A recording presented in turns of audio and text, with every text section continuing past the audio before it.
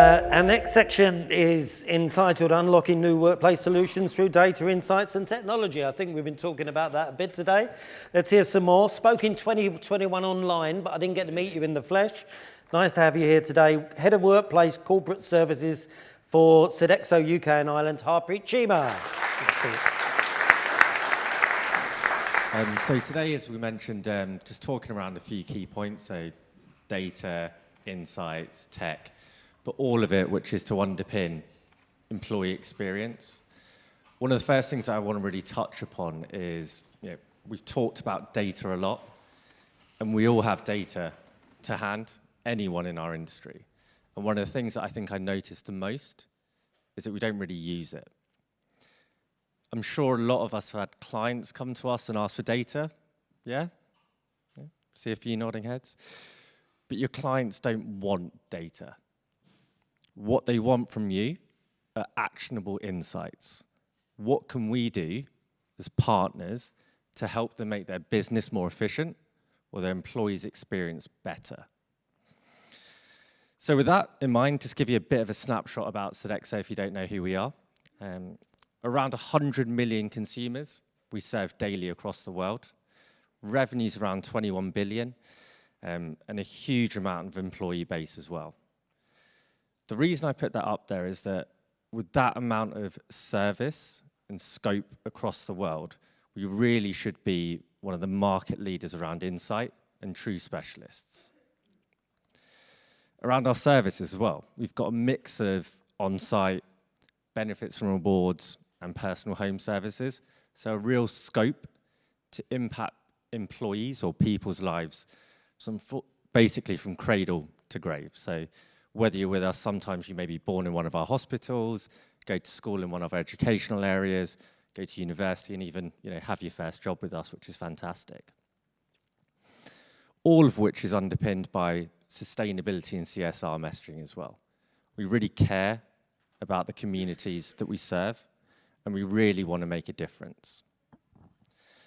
And the reason, again, I put this up here is that all of us in this room have the opportunity to get access to that data to actually make a difference to employees and individuals' lives. Are we really harnessing that data today, or do we just sit there and kind of go, I'm not sure what it's actually telling us? So, how do we unlock new workplace solutions? I'm just going to give you a cheat sheet, and then you can all go home nice and early. So around changes that we look at, it's really about human shifts over time. So if we look back to sort of yesterday's values in the early 1980s to 2000s, it was really around lifestyle consumers. And I'm sure some of you have seen this before. But individual lifestyle choices as well. I get to pick and choose when I come into the office, or actually was it a more formal office environment? How's that sort of changed over from sort of the digital sort of revolution, or as technology came into the workplace? It was empowered consumers. I suddenly had different access to different apps, websites, where I could actually start making some choices. What we're seeing, or if you haven't already seen it at the moment, is that emerging culture. So I am now in charge of my own life. I choose what I want to do on a daily basis. I choose where I want to work. And I'm sure we've all heard that phrase around the war on talent at the moment. So as an employer, what are you doing for me? Anyone who's interviewed anyone recently, I'm sure the candidate is actually in charge now. They ask you, what are you going to provide for me as an individual? How are you going to make my life better? Because through that COVID pandemic, we all worked at home, or a lot of us worked at home. So what is the difference from me working at Sodexo at home, 4 days a week, rather than coming into the office at one, versus going and joining Marcus over at ISS? At the moment, for some organizations, it's just a different name on the paycheck. So what are we all doing to really help our clients or make that real point of difference? And when we look at the technology, you can kind of bucket into 4 different areas if you want to, but it's really got to have a purpose. So firstly, technology as an ally. How is that making the working life either easier, smarter, streamlined, and actually playing a role? I've heard a lot about apps today, or websites, or portals, or booking systems. And even in our own environment, we use a room booking system and a desk booking system. And we've told people that you've got to book a desk before you come in. Everyone does it when they first come in for the first few weeks. But as human beings, we're lazy. So if we see that there are spare desks, even though there's less of them, we'll just sit down. No one's going to tell me off.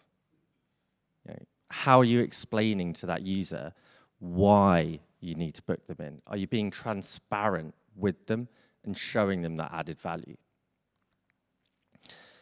Tech is an enabler.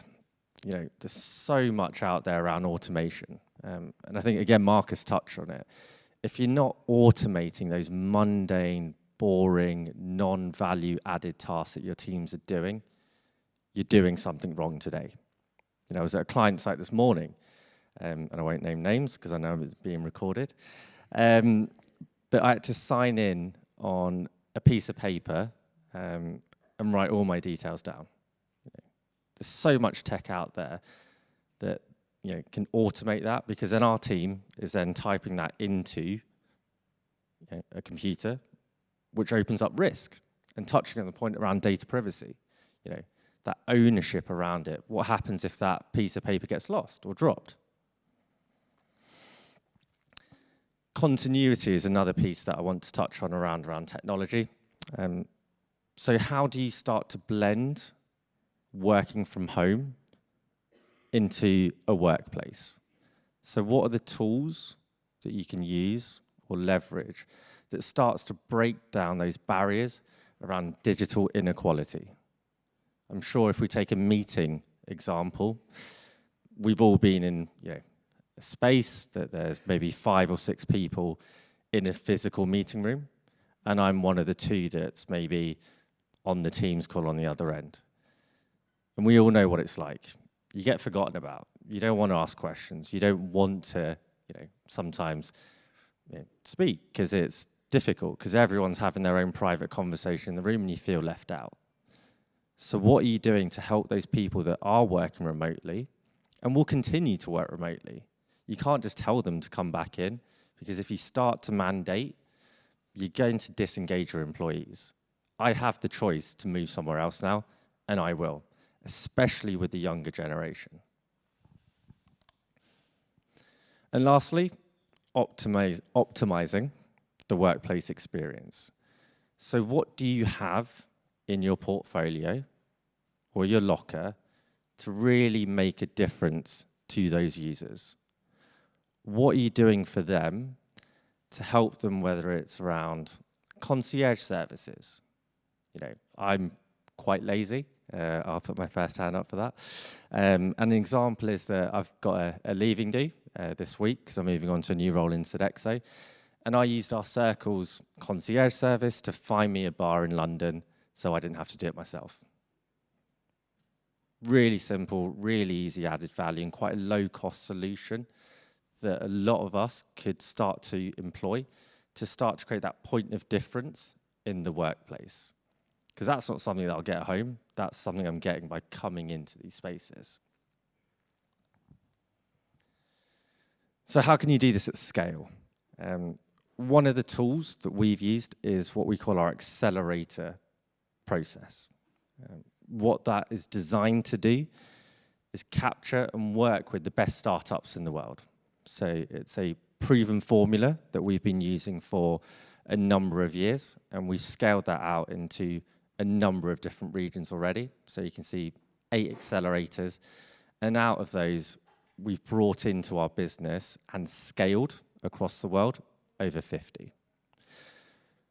Different topics, so started off with facilities management, then looked at food, then looked at a few different areas around operational excellence, but really it's a blank canvas. So I'm just going to talk you through sort of that process of how we've identified, and how you can maybe use that moving forwards as well. So how do you fill the funnel? Yeah, a lot of organizations and a lot of companies, or especially around tech, come up with a solution straight away. I'm sure a lot of you in the room have had a colleague or a client or someone come up to you and go, wow, I've seen this really cool new technology. I've seen this new booking system, and you've seen this new CAFM. I've seen this. Why aren't we using it? And that's probably one of the most frustrating things working in our industry, because everyone has an opinion and everyone wants the new shiny thing.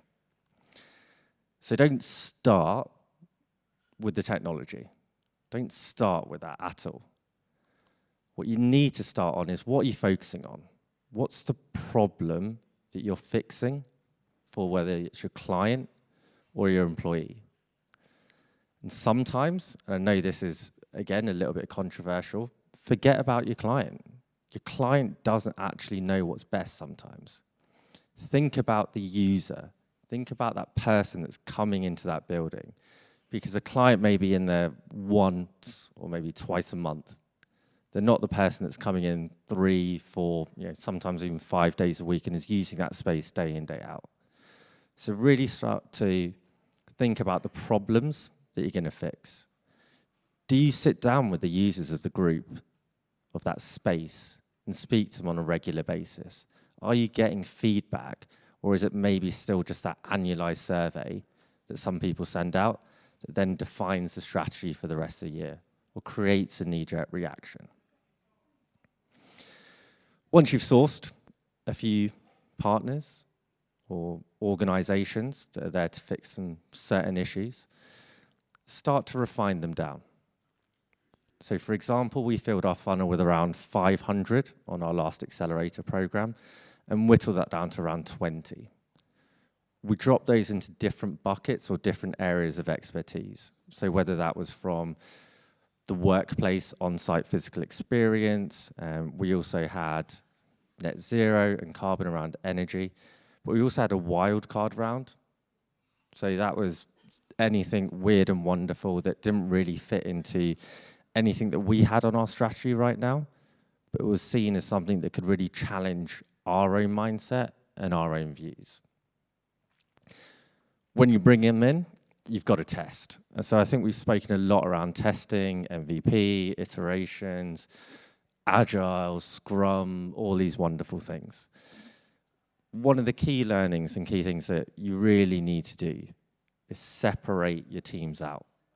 So if you don't have a team that's really working on this day in, day out, again, you're setting them up to fail. You've got to keep people the freedom and also the headspace to really push this forwards. It's not something that you can just do on the edge of your desk, or as I think the normal term is a growth project, I think. That's what we all get given to do this. Also, maybe have a look at the capabilities within your organization. Again, reflect internally and be brutal. Are you training people up in a sprint methodology or to be agile that have worked a certain way for a number of years? Maybe this isn't their expertise, and maybe you need to bring in other people into this. Again, in this room, I know we've got some fantastic people who work in this industry, but our focus has always been service. That's what we want to deliver. When you start talking around agility and Scrum and MVPs, that's a very different skill set. So maybe just take the time to understand what you have today. And lastly, once you've tested it, proven it, it's scaling. Scaling is the most difficult thing to do. But once you've got that in, have a look at your shortlist, invite it to pitch for us. And again, when we invited them to pitch, it was a mixed audience. It wasn't our C-suite. It was clients, it was users. We also brought in our future leaders. They're the people that are going to be driving our business forwards, maybe not the people that are sat around our exec board today. Bless you. And sort of the last slide as well that I wanted to touch upon, where we just find out is, capturing ideas is one of the biggest challenges that we have we're a huge organization, and sometimes turning that oil tanker, as we call it, is difficult. But what we all have are pockets and real excellence out in the business. How do you get that? How do you capture it? And how do you bring it to the table and share best practice? If you can do that, that allows you to scale, move at pace, and really drive your business forwards. As an example, last year, we had 2,500 ideas. Some of them brilliant, some of them not so much. But all of them, it gave people an opportunity to say, here's a problem that I see day to day when I'm working, or that I've observed, or a client's told me. Here's a solution that I think will work. Within that, we actually managed 15 projects and executed them across the globe at scale. It's a real massive achievement by a business that, one, I'm really proud of. And again, I think listening from today's talks around, we've had sort of some hardcore tech. I think we've had some hardcore people. There's that blend that you need to find, and really ask yourselves, what is the purpose of the technology that I'm deploying? What value is it adding for a client or an employee or my team? Because if you're not doing that and you're just chucking stuff out there, you're going to burn through a lot of cash. I'm sure that we've all in this room done that. And really take it back to the basics. Like, how many people here today just start off with the basics, which is mapping the user journey? Right? Starting off, putting yourself in the shoes of the people using that space, walking it through. And I've seen a few of them, which has been fantastic. But, technology should come at the end. You should be able to articulate the value. And when we talk about employee experience, and I think we had the question earlier around the booking systems or IoT about being monitored. If you explain to an employee or the user what the reason is, be honest, be transparent, they'll understand why you've got a desk monitor. They'll understand why you're looking at different solutions, because it's to make their life easier. I think that's something that I really want to end on and close with. If you can really zero in and focus on adding value for that user, everything else should slot into place. 3 minutes spare, but thank you very much.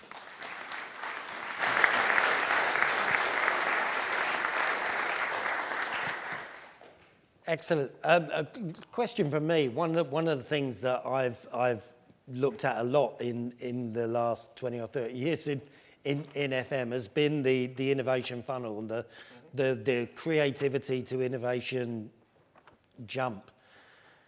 2,485 ideas, 15 taken forward. That's 2,485 either wasted time or failure or investment that didn't go somewhere. As an industry, we tend to be very risk averse. And I think that's why we've tended to be not always as creative and innovative as we can, because we're uncomfortable with that statistic, 2,485 rejects. How do you respond to that? I think if we don't do it, someone else will. In our industry, we speak about facilities management. I don't like to say that we're in facilities management because that's very tactical. As we've touched upon already, from an actual place perspective, what we're doing is workplace, it's adding value, it's the experience that we should be driving. The facilities management is the day-to-day running.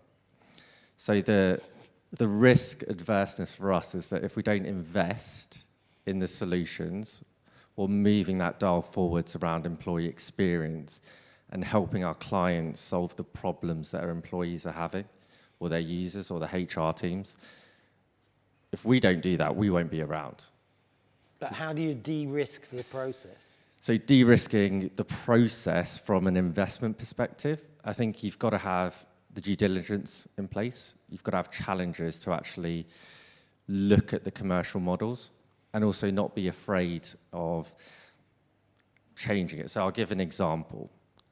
So again, razor-thin margins, investments is always difficult. We set up a committee that sits outside of what our day-to-day business decisions are made of, and we also brought in clients. So that helped us sense check whether even at the ideation stage, that was a goer. And that's a really simple thing that I think anyone could put in place today to try and, again, challenge your own thought process. Quick one. How can you ever be strategic if your clients are only offering you a 3-year contract? You've got to off-ramp in 3 years, and ISS or Mighty or somebody else is going to on-ramp their solution, and their solution is different to yours. So what's the long-term strategic opportunity for the client to deliver better workplace experience? For me, it's around partnerships. I don't like the word supplier with our clients because we want to build long-term sustainable partnerships. So our job is to really challenge our clients. So rather than just executing RFPs, I think we should be looking at how can we add value around those different areas that you touched upon earlier. So how are we helping them retain and attract talent? What are those KPIs that we can be measured upon? And I know you said that's a challenge or someone else will take credit for it. But if they are seeing those KPIs move forward with us, and we can demonstrate that through some of the tools that we have, why would they look at going out after 3 years? Can I add something?